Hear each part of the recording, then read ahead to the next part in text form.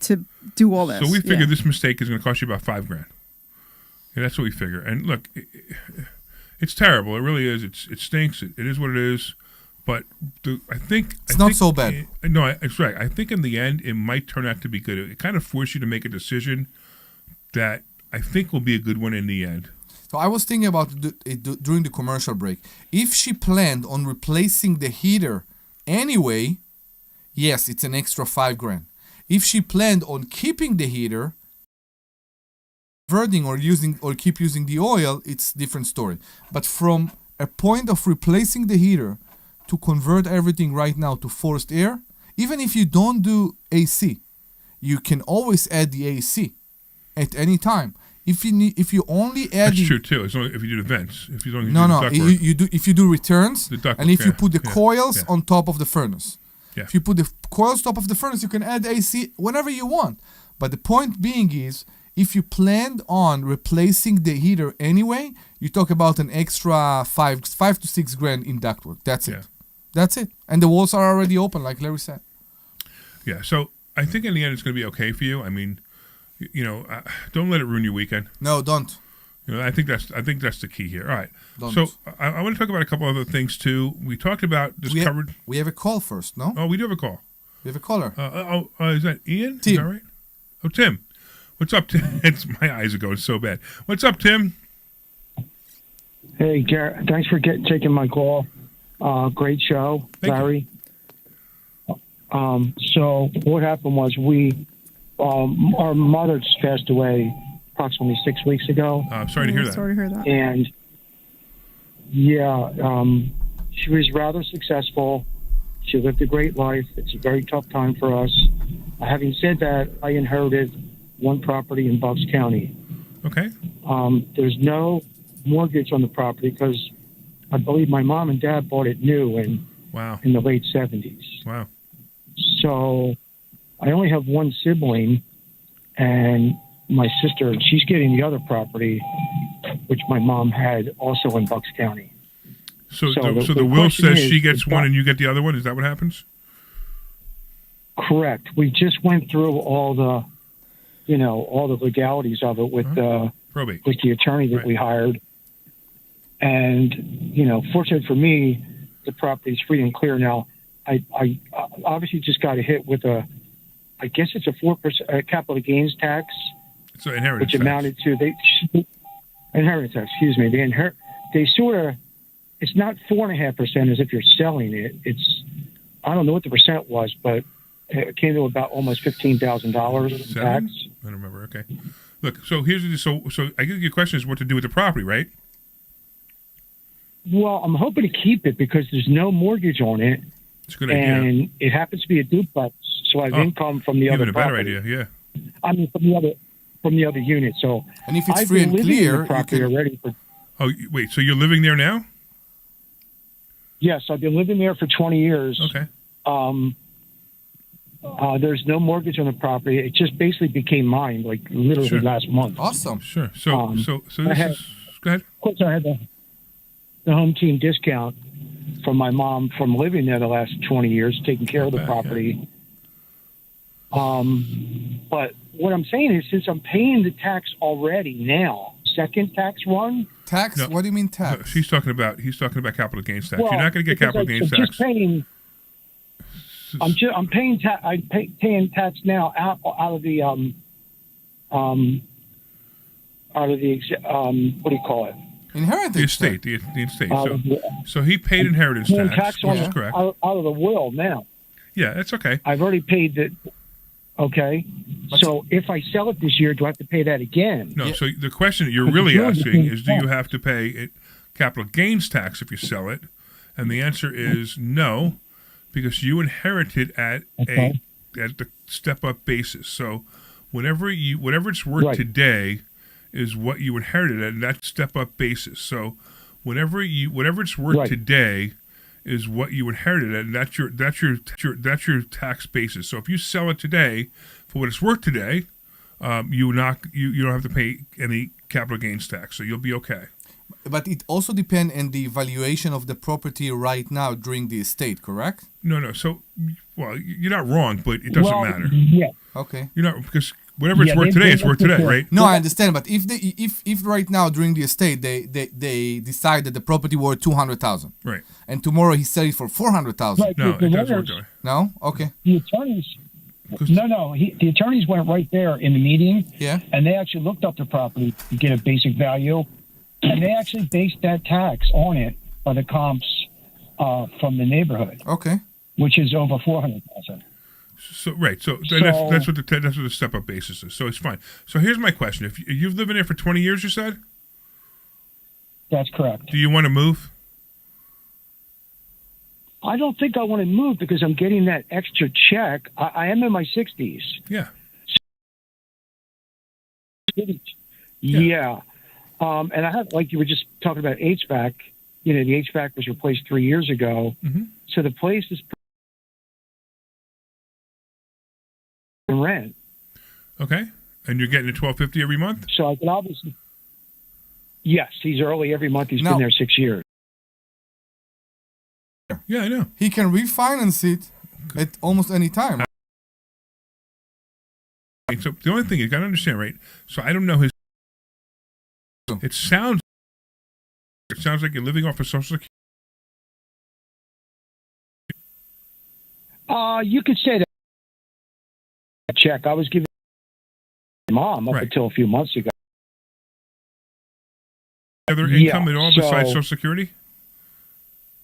I mean, I could go back to work if I had to, but No. I didn't go back to work because I've been taking care of my mom the last 4 years. Right. Okay. And this is why So- I bring I was it able up. to So, retire So at you're a 62. carer of the mother. hold on. Okay. So when Omri could refinance this property and take a big chunk of money, I think that's a good idea. Right, And here's why I don't think it's a good idea. right. That's what I'm thinking. Right. Right. You come and change your life and learn about all kinds of finance. But at the moment, you're that if you make and you do something wrong with that money, which until you know what to do with that money, I don't think you should take it. So if you took $200,000 out of this, and if you make a mistake with the $200,000 and you no longer have it, you've really hurt yourself. You seem Yeah. in a very comfortable Right, place. right. So Yeah. because you're in a comfortable place, and look, you have any kids? No, the good part is I have no debt myself, and my Social Security check obviously is a lot smaller now than it was a couple years Yeah, ago sure. from inflation. But since I have no mortgage, I just basically have to pay the taxes and the upkeep on the property. Yeah, exactly, right. The taxes are only like $3,500 a year. And then did your mom leave you any other So money? that should Any be- money at all? There was some money left, correct, that I Okay. did split with my sibling. All right. I mean, if it's And there anything was a substantial, life insurance policy. if it's anything substantial, come here. We'll teach you some things to do with it. But if not, look, you have two choices, and it doesn't matter which one you take, but you got to take either one with Right. intention. In other words, you can't just say, "Hey, I'm going to take this choice. I changed my mind. I'm going to take this choice." Actually, that's not even true. The choice Yeah. of staying there, not refinancing the house, which I recommend, you do not refinance the house. Right. Collecting your Social Security, collecting the I rent have from the no guy mortgage. upstairs. Yeah, right. Collecting the Yeah. money from the guy upstairs or downstairs, whatever it is, and you living your life out. You can do that one, Right. and you can also change to Yeah. the other one at any time, which is like come here and learn, right? Learn about investments, learn Yeah. about things to do. But if you come here and learn, I'm telling you what, if I sit down with you before I make you a student, we're going to have a really tough conversation because I ain't taking your money unless I know you're going to do it right. Because if you start out 3 months later, go, forget it. Now that I refinanced my house, I paid you, I did this, I'm done. I don't want to do this anymore. You can't go back to the other path. Okay, and that's the problem Well, I am have. a listener. I've learned quite a bit from you three in the last year or two already. Well, So good. a great show. I mean, I'm really not sure what to do, but I will keep that class in mind. Thank you very Yeah, much. Well, Larry. I tell you what I would do, Tim. Come here and meet us. Yeah. Come here, shake our hands, whatever, if it's something for you, it doesn't really matter to me if you do it or not. You come here for free for the first time anyway, and at least get to know us. And if you have some questions, you can grab me after class, and I'll be more than happy to answer the questions. Yeah, So, don't come even as a student. Come to have fun one evening. Just come one evening and have fun. it is. It's fun. He's I'm right. 100% serious. Come one evening out of the house and you will have fun. I promise you. Yeah. All right, Tim, we so appreciate you. Appreciate that. Thanks for listening. I appreciate it. Anybody else who's listening out there, if you have questions like that, feel free to call us, because that's 855-939-1137. 855-939. 855-939-1137. very good. All right. We're having an interesting situations. I know. One with, of course, Dr. Deb. And, we talked about the fact that how I think you guys got a better perspective of how I handle them, and it's interesting because, as like I go into hibernation, not really hibernation, but I keep it inside for a day or two because I want this. We go, oh, freaking Eric took all the heaters out of my unit, and then you'll start to give me advice. I'm like, I don't want to talk about it right now. Yeah. Because I can't talk about it right now because I need to process it. And in my processing, I'm like, okay, what do I do now? And we now went over the choices with Dr. Deb on what to do, so that's a good thing too. And and as a coach, so I'm basically coaching myself. Is what's happening.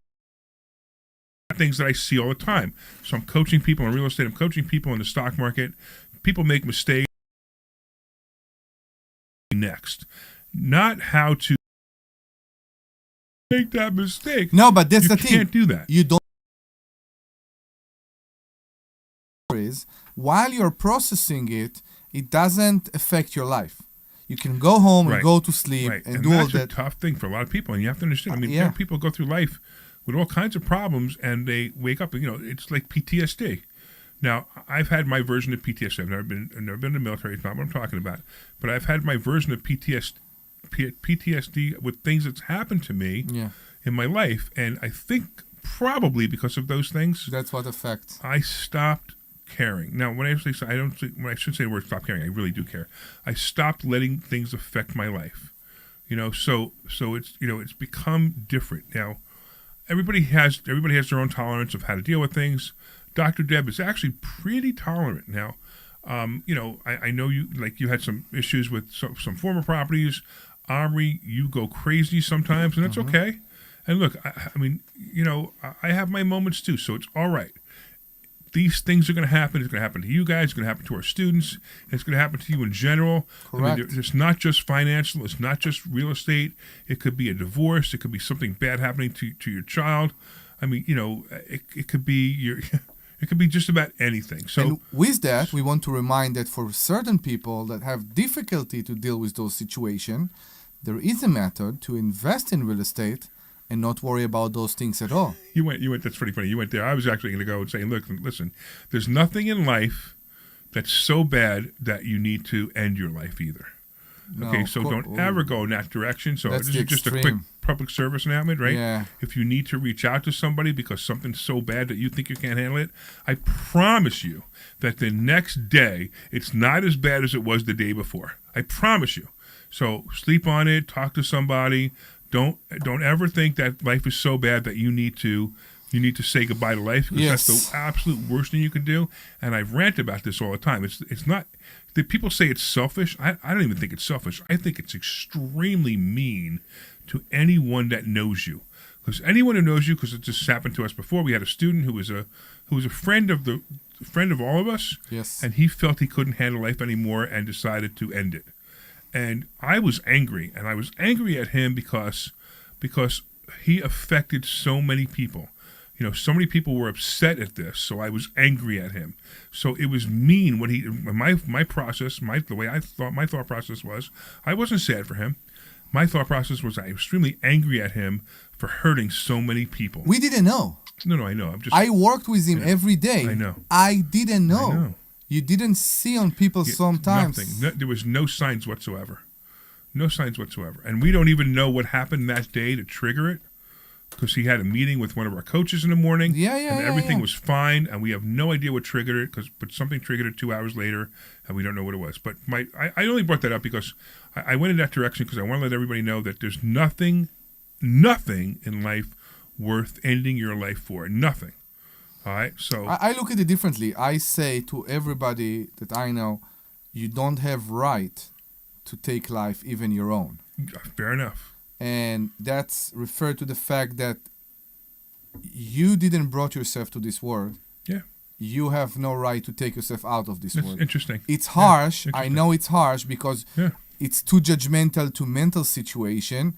But if you know that, and if it go into your mind, you understand that it's as hard as as hard as it gets. I don't have the right to do that. Yeah, I totally agree. All right, look. We kind of went off really interesting. Listen, places. these 2 hours were the biggest roller coaster ever. Right, exactly. I agree. It was amazing. Wow. It was amazing, amazing events. All right, so we still have 5 minutes. Yes, we do. You know, I saw Glenn typing. I was curious. So I have to ask you a question now, Yeah. because speaking of bad things and all that. So, am I concerned about your parents right now? I am concerned about my parents. I wouldn't be concerned about my parents if I would still live in Israel right now. It's funny how the mindset changes when you look at things from here. Because there's going to be, there was 3 attacks, I think, from Iran so far. And they're not going to stop. No, they're angry. So it's going to they be... They poked the bear. It's going to be very big tonight. And that's basically in an hour or 2 or 3 or something like that. And in every house, in every apartment, every house in Israel, there is a shelter. If it's built and after 91 or something like that, all of them has shelters inside. Maybe 95, I don't remember. And my parents has one, and my sister have one. And that's fine, but we saw in the last few days that people are still, there were still occasions of ballistic missiles slamming a building. Yeah, it's pretty powerful. So it's a problem. I hope for the best. And you know, it's how people call us when they hear that something happened, like the attack of the illegal immigrant in Colorado a few weeks ago. Okay. Are you okay? Are you okay? Are you okay? And I'm explaining to them, I'm in Pennsylvania. This happened in Colorado. It's not Israel. It's a very big place. Yeah, sure. And people don't understand that. Israel is a pretty small place. Israel, it's very easy to compare to New Jersey. Right. And with that, if you I think New Jersey's longer. It could be that has more people even. I mean, I think it's long, but end to end, I think New Jersey is longer than Israel. If you think about 10 million people, and you think about the size and all that, when something happened in New Jersey, I think everybody who lives in New Jersey almost knows about that. Right. And that's why it's different. We don't get it. And for us right now, when we look at that, the only way to think is how we live that way. Because there was always something. We had missiles. I grew up to this craziness, and we didn't care so much. But now we are here. We see different life, and we say nobody should live like that. And I will tell you more, especially my kids. Yeah, well, that's why you came here. Yeah, and it's especially funny my because kids. I know you're still working through your immigration papers because you're a legal immigrant. Every second. And you're doing everything legally. But I don't understand why you can't say, hey, I want asylum. Maybe I can and maybe I don't. I don't want to do that. I already chose a different path. No, I know that, but but it's like, right, but if somebody in Israel like I just don't want to be part of being bombed every other month. So let's go back to the guy who came from Egypt and attacked those people in Colorado. He came here from Egypt and he asked for asylum. The country gave him a temporary approval to stay and even a work authorization, but at some point it got revoked. Okay. What's going on right now in Egypt that the United States give people asylum? I don't really know. It's insane. So right. I don't want to choose. I don't want to. I think that's just somebody abusing the system, and that didn't come in through Trump because Trump would never let. And I refuse to abuse the system. Right, but I'm not talking about abusing the system. I'm just curious to know why that doesn't work. But okay, just to maybe you had an insight. Me too. I'm curious, and believe me, I want the people that are important for me here next to me very much. Right, but. But I also think that right. But I also think that I think that Israel really poked the bear this time. Do they have the right to do what they did? Absolutely. And it's funny because now if you equate this to Hamas attacking in the park, the people, it's a disgusting organization. Correct. Disgusting, right? It's a terror. Right. But their thoughts were, hey, if we attack, maybe we'll get some relief. Mm-hmm. Right now, Israel, at least they attacked a military base, and I believe there were no fatalities. Correct? Where? When Israel attacked, there was very few fatalities. You talk about Iran now or Hamas? No, when Israel attacked Iran. Israel started the attack only on bases. Right. Yeah, missile factories. Right. And there were very few casualties, if any. Correct. If I remember and now, right. So they did it saying, hey, listen, we're trying not to hurt people. Yeah. We're just trying to protect ourselves. But just like Israel retaliated on Hamas, which they again had every right to, Iran is probably thinking, hey, we have every right to retaliate on Israel because they started this. The problem is Iran don't acknowledge the existence of Israel. All right. Unfortunately, we have only 30 seconds left, and we have to say goodbye now. I appreciate your insight on that. Hey, listen, I appreciate all the callers. I appreciate you, Dr. Def. Only to him is because he's here. And you were here before. Anyway, thank you, everybody. Go to investorschooling.com. That's investorschooling.com, and you can meet us. You can talk to us.